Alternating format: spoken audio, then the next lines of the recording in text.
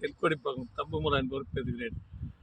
விழுப்புரம் மாவட்ட ஆட்சியர்கள் 19 வருட காலமாக பணி செய்தவர்கள் பணமே குறி என்று செயல்பட்டு மக்கள் சேவையை மறந்துவிட்டார்கள். ஒவ்வொரு ஊரிலும் சுமார் 200 ஏக்கர் ஆக்கிரமிப்பு அதிகமாக உள்ளது.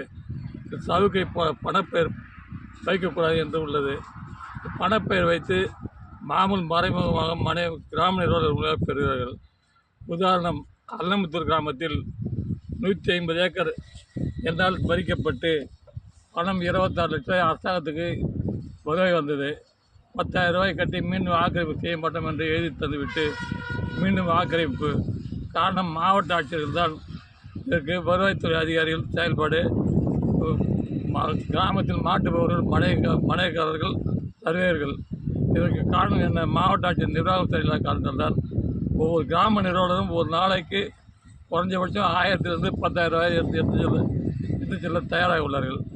இவர்கள் தரும் மாமூலால் இவர்கள் மீது நடவடிக்கை எடுக்க முடியவில்லை மாவட்ட ஆட்சியரால். தென்கொடிப்பகம் உதாரணம், நேற்றும் ஒரு புகார் தந்துள்ளேன்.